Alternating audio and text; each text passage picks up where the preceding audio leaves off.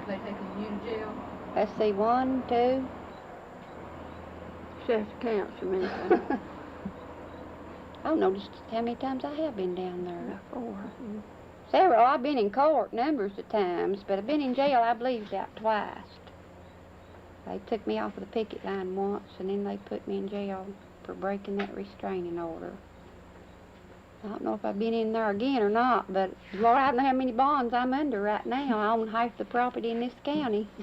How long did they keep you in jail? Oh, just overnight. Let's see. One day, I believe we just stayed all day nearly, and then we stayed overnight once. But we usually get out, you know, on bond.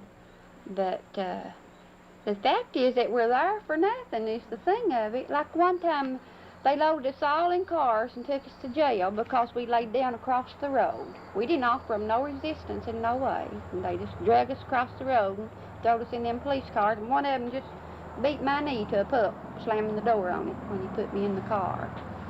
And just such things as that, it's just no call for it, that's all. It don't make no sense to me.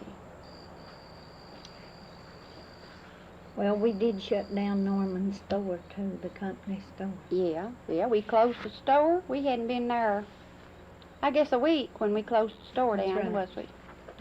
But anyhow, it kills them, you know, as long as they can work every day and run the company store and do business as usual. We never get a contract. There's just no way to get it unless you stop them from work. And apparently it's against the law to stop them from work because they've got the right to work. So you just have to break the law. That's all I know.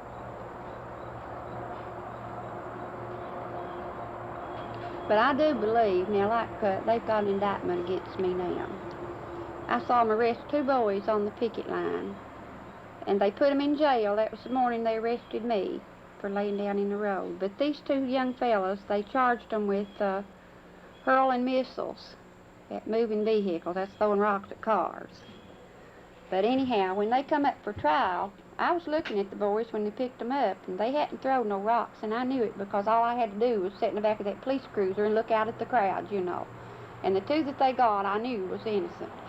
But anyhow, they come up for trial, and I went to the trial, and it was scheduled for 10 o'clock one morning, but anyhow, they put it off until 1 o'clock, so we all was out in town, just killing time. And I went into the drugstore, and there was 3 of the state policemen sitting in a booth in the drugstore. And I just couldn't believe that they was going to go down there and swear against those boys, because I knew they hadn't done nothing. So I said to one of them, I knew the state policemen, know a lot of them. I didn't know any of them when we started picketing down there, but I learned a lot of them, and we always talked to them, you know. So I said to one of them, I said, Riley, I said, you're not going to swear against those boys today, are you? He said, I reckon I am. And I said, well, you know they're innocent. I said, if anybody swears they throwed rocks, they'll be telling a lie. He said, I don't want to discuss that case. I said, all right, we won't discuss it. But I said, I've always had a lot of respect for the state police, but if you all do this, I'm going to lose what respect I've got for you. And that's all that was said. Well, we go back to the courtroom at 1 o'clock. And the judge, that's Judge Hill, he comes out into that courtroom just like a big mad bull. He calls me every big-mouthed, interfering woman sticking her nose into things that's no business of hers. And I know he said the word big mouth 4 or 5 times. He accused me and convicted me, and he wanted to sentence me. He thought I'd jump up and yell and prove him right, you know. He wanted to sentence me in the worst way right there in that courtroom before, well, you're innocent until you're proved guilty. What I said to Riley, why, I'd shout it all over the world. But anyhow, he recommended to Officer Riley then that he go before the grand jury and indict me, which he did. Judge Hill pushed him into that. And in the meantime, I get a subpoena from the company. They want me for a witness for them for some reason or other. And when they get this indictment against me, the sheriff comes up here. He has the subpoena and the indictment. The subpoena to go as a witness for the company, and this indictment before the grand jury for arrest. He's supposed to take me to jail and lock me up. But anyhow, he served the subpoena on me, and he told me to come down the next morning and post bond, you know, on the arrest thing for this indictment. So when I get down there the next morning, he said to me, he said, I've got all kinds of phone calls wanting to know why you've not been arrested, and why I'm not doing my job, and all this. So he takes me up to the circuit court clerk's office to post bond. And he said to her when he took me in, said, well, says, here she is, says, I finally done my job, said, maybe your phone calls will stop.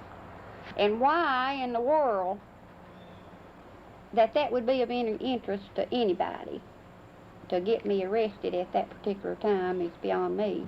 Unless it had something to do, unless the company thought they was going to scare me to death, and I'd go over there and tell them a lot of stuff that they think I know. They asked me such questions like, was the union paying me any money for my picketing? And stuff like that, you know, which is ridiculous. There's not enough money in Harlan County that would pay me for picketing. It's a principle. A union it's from the inside of you. It's a principle. It's not money.